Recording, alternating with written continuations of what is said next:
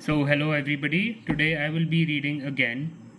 So, this is a verse from the Bhagavad Gita, and this is from a book called 70 Verses at its core, and I will be reading those out.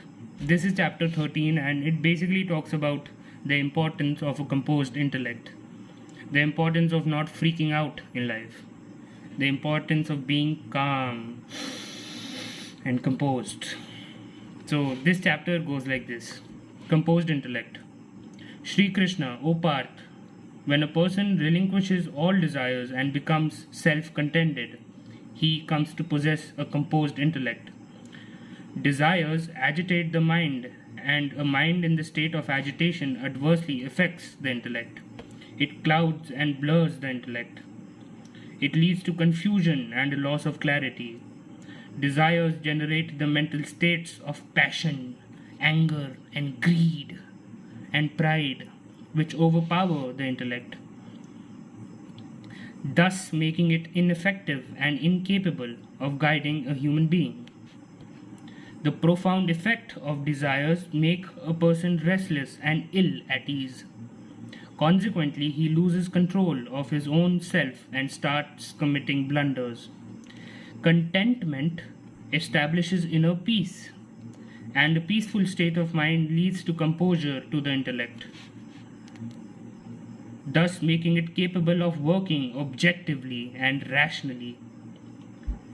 The intellect then becomes not only sharp but powerful enough to rein in the reckless mind. A powerful intellect holding sway over the mind is the sure passport to human success and happiness. It may be noted in the above context that neither the mind nor the intellect is animate. Both are inert material entities. They are powered by the immortal soul. Therefore, the soul or the self has to understand the difference between the mind and the intellect and their respective roles in human life. Both the mind and the intellect are tools available to the soul for understanding thought and action. A powerful and pure intellect can control the errant and excitable mind for following the right course of action. A composed intellect is that which is not initiated by the impurities of material nature. Through the working of such an intellect, a person is able to exercise reason and judgment well. He is able to differentiate between the good and the bad, between the beneficial and the harmful, between illusion and reality. He works through the enlightened reason and his approach is fully rational. Such a person is not controlled by the excitable mind, but he controls that mind. If Hitler had a composed intellect, he would not have carried out the Holocaust. If Mussolini had a composed intellect, he would not have created the cult of fascism. It is easy to see that in modern life situations, it is only the high intensity desires that invigorate the mind and blur the intellect. We often see judgmental behavior on the part of individuals in certain institutions and those individuals paying heavily for it. In the past, a famous and a talented cricketer in India had called the cricket test team selectors a bunch of jokers when they did not select him in the national team for a test series. As a result, he was never again selected for any other matches. We see so many examples. A cabinet minister publicly criticizes the prime minister for his policy pronouncements, and in a few days he is eased out of the cabinet. An employee vociferous about the unprofessional working of his employer company.